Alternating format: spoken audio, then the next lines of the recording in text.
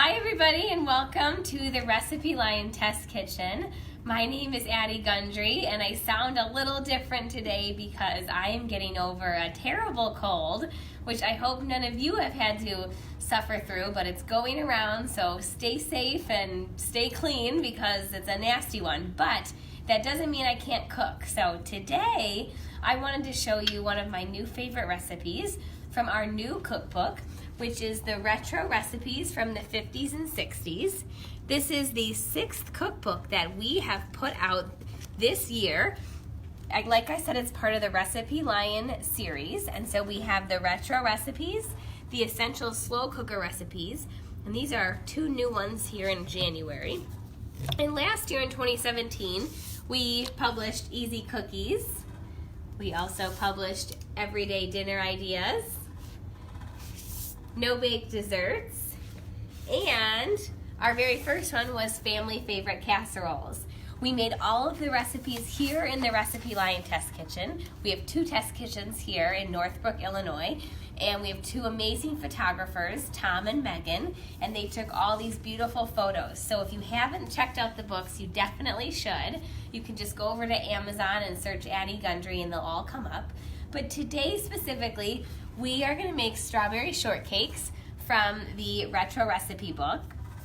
It's a super easy recipe, they all are, and we're going to go through it step by step, and it should look just like this. And while we're baking today, I'm going to start answering some of your questions, so please start to type in whatever you want to know, and we're happy to start talking about recipes and anything you're interested in. We're here to talk about it. So we're going to get started as we continue to answer questions. So I have Jessica over here, as you may see. Hi. And Jessica's going to help us out with asking me the questions so I don't have to multitask too much. But the first thing we're going to do is get started with the strawberry shortcakes. So you can use a food processor. You don't have to. You can also use a bowl, but it's a little bit easier if you use the food processor. And there's not many steps to this. You're going to add 1.5 cups of flour,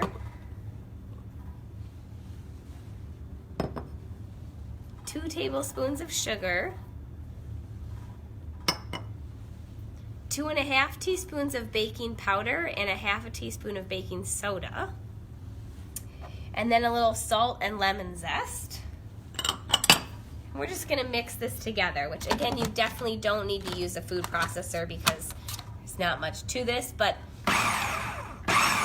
the food processor will come in handy when we add the butter because the butter will go in cold and this really chops it up nicely.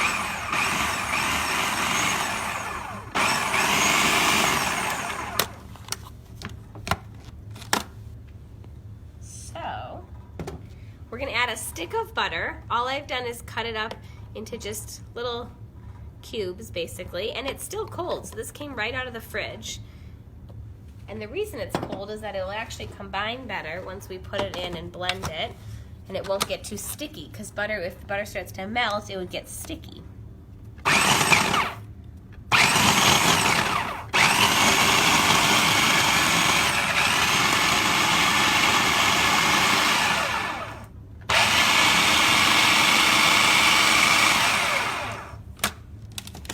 You'll see right now, it looks like there's no way this would form together, but really there you see these little beads, I would call, of butter, and when we add the buttermilk, it's going to bind it all together.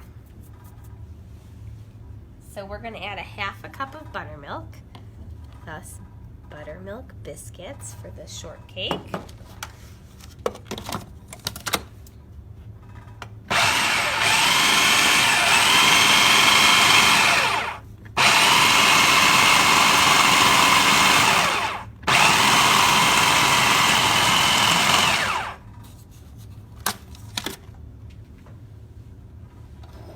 And you'll see the dough started to form together. And it's still a little loose, but all you're going to do is take about a golf ball size in your hands. I like making little ones, that way you can enjoy extra whipped cream and strawberries.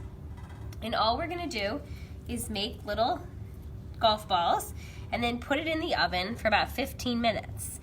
So while they bake, I'm going to answer some of your questions, but we also have already made a few, so we can I can show you how you serve them as well while these bake. Jessica, do we have any questions? We do. All right. So why don't we start off? Can you tell us a bit about your background? How did you get into cooking? Sure. So I have had an interesting culinary background. I've worked in restaurants. I've also worked in publications, that's where I am now, and I worked in innovation. And so when I first went to culinary school, I studied French cuisine, and after that I worked for two different French-style restaurants. I worked at Daniel Boulud in New York City, and then I worked for Thomas Keller in California. When I left the restaurant scene, I worked for Martha Stewart and just absolutely loved it. We had a great time there.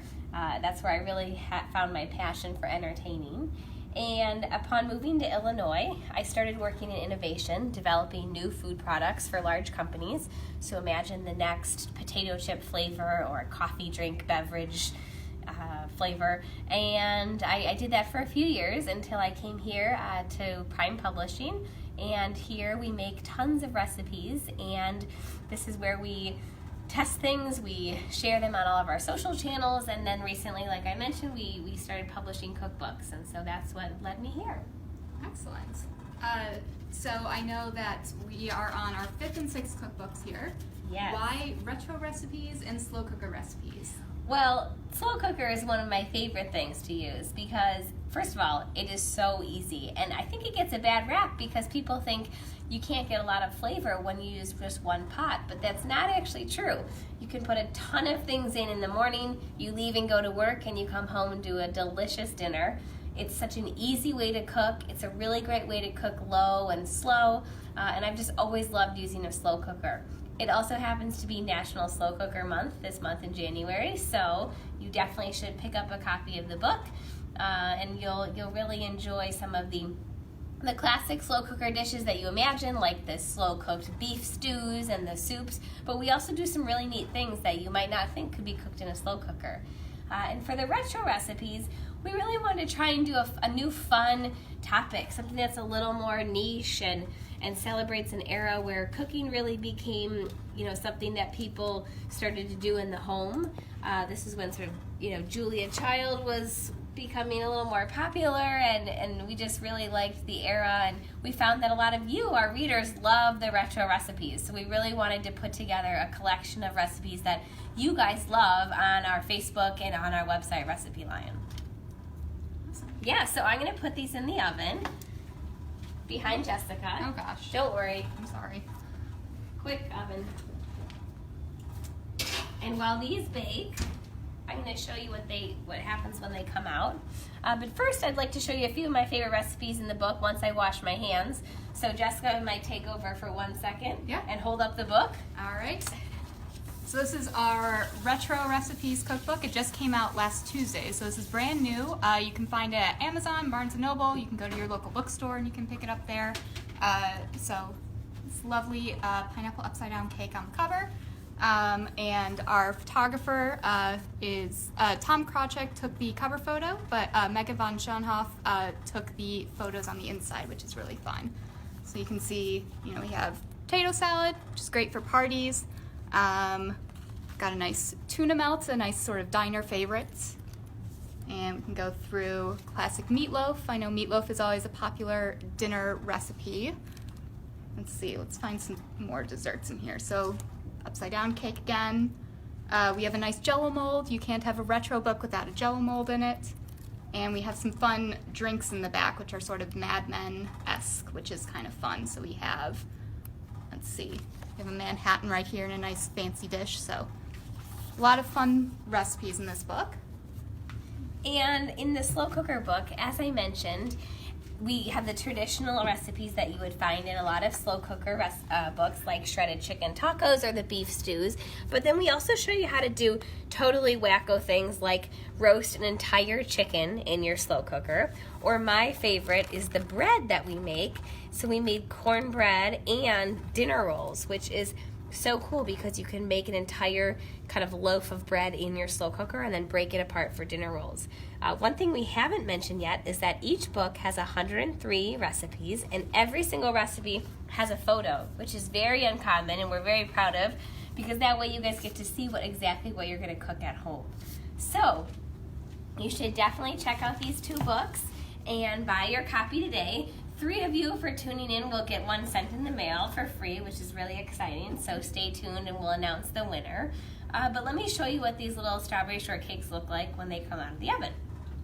So, as I mentioned, I'm going to move my little bowls here. We made some earlier today, and Tom, who is filming right now for us, ate a few, so we don't have as many left as we did. But this is what they're going to look like. They spread out just a little bit, not very much.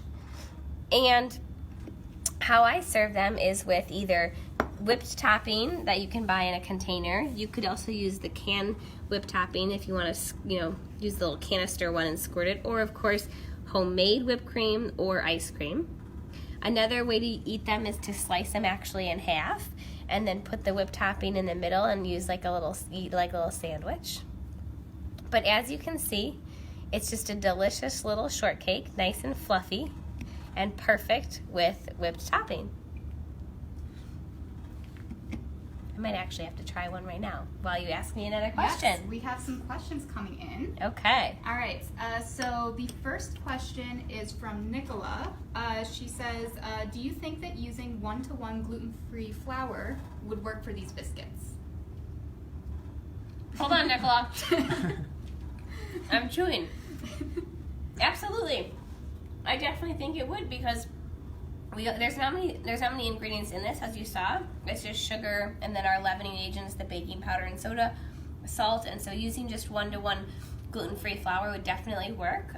There's only a cup and a half, so again, I think that's a great way to eat them. And I believe whipped topping and strawberries would be gluten-free, so now you have a gluten-free dessert. Yeah. Awesome question, Nicola. Awesome. We also have a question here from Patty, who says, "Hi, Addie. My fiance and I are working on our wedding registry. What is your favorite or must-have kitchen appliance? I've been hearing a lot about Instant Pots. Are they worth the investment?" Wow, that's an awesome question. So I actually just got married about 1.5 years ago and loved registering for things as well, especially in the kitchen. And an Instant Pot is my new favorite thing in the world. We were given one for Christmas, and we cannot get enough of it because it cooks things so quickly. It's just unbelievable. So I definitely think Instant Pot is something you should put on your registry. Another thing I love is, of course, my stand mixer, which we have one back here. It's great for baking. If you're a baker, Patty, I'm not sure, but the stand mixer would be a great registry item. And what else?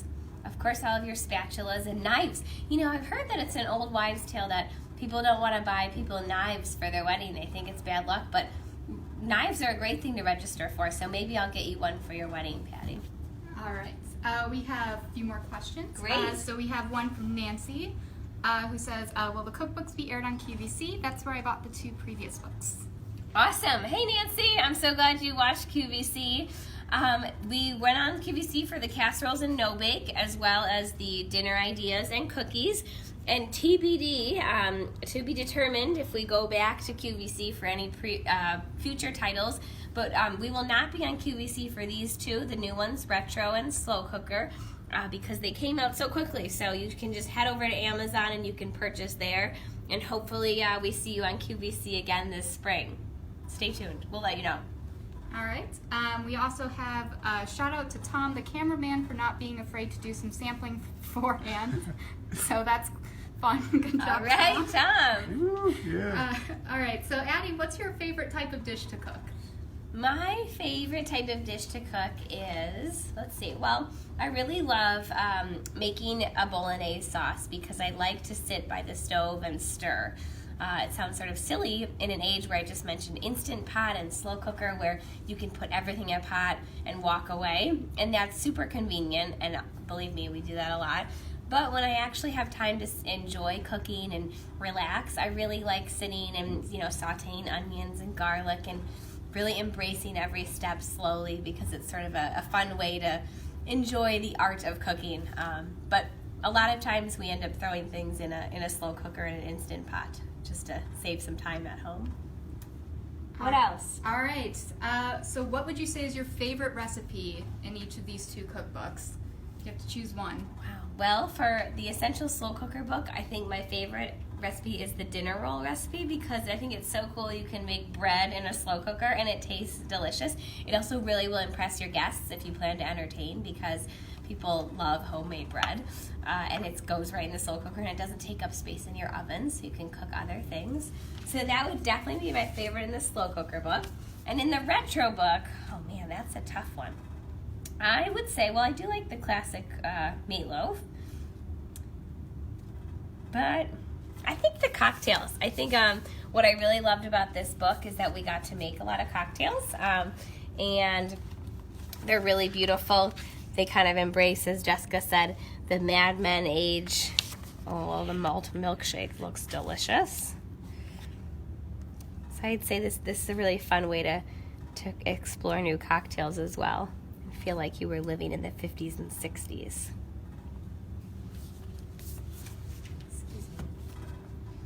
All right. A few more questions here. So, Addie, I know that one of your signature styles is that you're big on party planning and sort of arranging different events. Yes. What would be your big party planning tips? Oh, well, a good tip would be make ahead meals because when you're having a bunch of people over, the last thing you want to do is be in the kitchen frantically trying to get things done. And so using a slow cooker is actually a great way to at least have 1 or 2 items done before people come over, and that way you're not as stressed out and worried about putting things out on time. So definitely make things ahead of time. Another tip I would use is, especially with this retro book, and when you look at the cocktails, you can make them in batches, and it's always fun to have a big picture of a cocktail, so when people come in, it's not sort of getting everyone individual cocktails, but instead you just have something ready to go that kind of fits the theme of the party. So that's something that we do a lot at our house. And what else? I'm a sucker for cute paper plates and napkins, and so I think that always goes a long way when you have people over to match the decor to kind of the theme of your party. Always try and go for a theme if you can, because why not? But I would just say make sure you have a lot of things you make ahead, and if you can do one big batch of a cocktail, it'll make things a lot quicker when people come into your home. You don't have to be running around, and you can just start enjoying the good company. So for anyone just tuning in, we are RecipeLion in the RecipeLion Test Kitchen. This is Addie Gundry, and we are previewing a recipe from our new cookbook, Retro Recipes from the 50s and 60s. We're making easy strawberry shortcake today, which is very exciting. You can get retro recipes and our other cookbook, Essential Slow Cooker Recipes, at a bookstore near you. It just came out last week, so it's very exciting for us. And make sure to like the RecipeLion page as well as our RecipeLion Test Kitchen Facebook page. And so we're taking some questions with Addie right now. So we have 6 cookbooks out right now. Yes. What other topics would you like to create cookbooks on in the future? Well, we want to hear from you. So if you have suggestions, please leave comments. What kind of cookbooks are you looking for at your house? One thing we had in mind was a healthy cookbook idea. Holidays are really popular. Perhaps a cake cookbook, cupcakes. I love desserts, but we really would love to hear what you have in mind. So send us our comments, like us on Facebook, and we'll hopefully start creating more recipes that are things that you want. So please feel free to do that. What do you think? I think healthy would be great. Yeah. Cakes. I know we've talked before about doing some sort of bakery cookbook, which would be fun if we were ever, do something like that. Yeah. I really love breads and muffins. We've got Nicola saying gluten-free cookbook. A gluten-free cookbook for Nicola. All right. Why not? And Beth Ann is saying a healthy one. A healthy one. Okay, cool. We love that. Well, it's just true. We've had a lot of dessert books so far, so maybe we need to get into the healthy. But I will say, this dessert that we made today is not, I don't think it's unhealthy, I would say, because there's really not a lot to it, and you can use a lower fat sort of whipped topping or just eat it with strawberries, and it's a great thing for dessert. And hey, why not breakfast? Tom ate them this morning, so we're going to talk about Tom eating them again. But this is the, just for those of you who just tuning in, this is our easy strawberry shortcake from the Retro Cookbook. All right, we have a few more questions here. Oh my goodness, this is difficult to read. So Laura said that 'tis the season for New Year's resolutions. What is your favorite healthy recipe to make? My favorite healthy recipe? Well, when I'm making a healthy recipe, I like to just try and get as many greens as possible. So I'd say a nice chopped salad with some rotisserie chicken. Sometimes I just go to the grocery store and get one of those chickens and tear it apart, mix it in with some greens, and that way it's an easy way to just get some protein, but also your greens. So I'd say a nice chopped salad. It's an easy weeknight meal. Excellent. And then I'm sorry, the comments are moving so fast, so I don't remember who said this, but someone asked, where can you buy the cookbooks? Awesome question. Great question. You can buy the cookbooks hopefully at a bookstore close to you, but the easiest way would be on barnesandnoble.com or amazon.com. If you're a Prime member at Amazon, you can get the shipping for free. So if you just head over to Amazon and type in Addie Gundry or the name of the book, they should all pop right up, and you should get it in 1 to 2 days. So Addie, can you tell us a bit about any cooking inspirations of yours? What sort of cooks and chefs do you look up to? Sure. So I really enjoyed recently looking into new bloggers, because I used to look at chefs in restaurants, but now I've had a lot of fun looking at different blogs and finding inspiration on social media. So whether it's Pinterest or Instagram, if you just look at certain hashtags, you can find really cool food photography, and that kind of leads you down a rabbit hole to some fun bloggers. So I find a lot of my inspiration online. I also am always a sucker for cookbooks, so I go to the bookstore and just browse through and see who has recently launched something, and I love looking at different books in the bookstore. I'm always inspired by colleagues of mine, and as I was on the Food Network show this past summer, I certainly am inspired by the cast members that I met while filming. So I find inspiration all over, but I found recently that it's a lot of it is online and through social media, and so that's why we love engaging with you guys on RecipeLion, and we want you to have a way to see what we're doing in our test kitchen. And so we're going to try and do more of these Facebook Live events or just little Snapchats so you can see what we're working on and feel connected to the kitchen. Because as you may not know, we have 2 kitchens here and we're always cooking, and so we think it's really fun for you to see where the recipes come from versus just getting a newsletter or checking out the website and thinking, I wonder who made that or why. We want you guys to start to really get to know us and see where the recipes are coming from and how simple they are to make. So hopefully you'll tune in more for some live events and again some more Snapchats of behind the scenes in our test kitchen. Let's see, Robin suggests you should visit hospitals, senior centers, or maybe some schools, so that's a fun idea. Oh, that's a great idea, Robin. I would love that. We go to some events at libraries, but schools would be really fun. I do teach a class in Chicago on healthy eating, but this is a little different, so what a great idea. Thanks. And Kaylee would like to know, will this recipe be available on RecipeLion later? Of course it will be. The recipe will be available on RecipeLion, and we will also have a video for you, as you saw how easy it is to make. But the recipe will be available. We'll post it again with a link, and you can head over to the website for an easy access. I know that earlier you mentioned being on Food Network. Yes. Can you tell us a bit more about that? What was that like? Sure. So, I don't think we have time to tell you all about it, but I will say it was a blast. I was on the Food Network Star, which is a show that aired this summer. I competed against 13 other people. I was the 13th, so there's 13 of us, and we were competing to be the next Food Network star.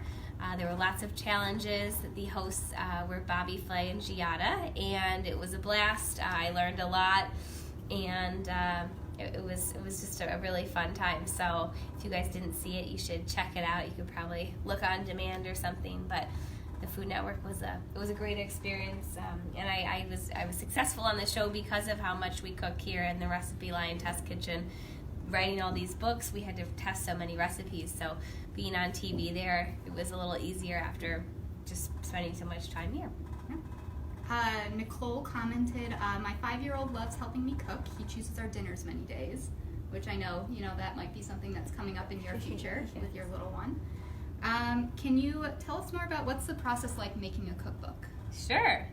Well, that's awesome that your 5-year-old likes to cook, Nicole. I have a 4-month-old baby at home, so we're not there yet, but I'll get him in the kitchen soon. But making a cookbook it's an amazing process. So we begin by looking at, like I said, at what you guys want. So you love casseroles, we know that, and we looked at what were the top 100 casserole recipes that you searched for, that you clicked on and you engaged with. And then we took those and we adapted them and we tested them 3 times at least in our test kitchen to see how we can make them better. And once we were able to nail down a good recipe, we then photographed it here in our studio with our photographers Megan and Tom, and we wrote out the recipe and then started to compile the book. Jessica here was the editor extraordinaire, so she would take the recipes and make sure they were all coherent and made sense. And then we sent to our publisher, which is Macmillan over at St. Martin's Griffin, and they turned it into a beautiful book. So we're a very fast working team. We'd make about 100 recipes in 1 month, and it's been it's a great process, and we have a really good time doing it here. And the staff gets to benefit from all of the testing. So once we're done testing a dish, we bring it out to the employee kitchen and get feedback from our editors. So that's about it. Just make sure you see this dessert one last time, though, because it's delicious. Again, our easy strawberry shortcakes, which are still baking in the oven, which is why I made some here for you to see. Served with a little whipped topping. We use Cool Whip here. You can do the Ready Whip spray. You can also make your own or use vanilla ice cream. And then, of course, the little strawberries on top.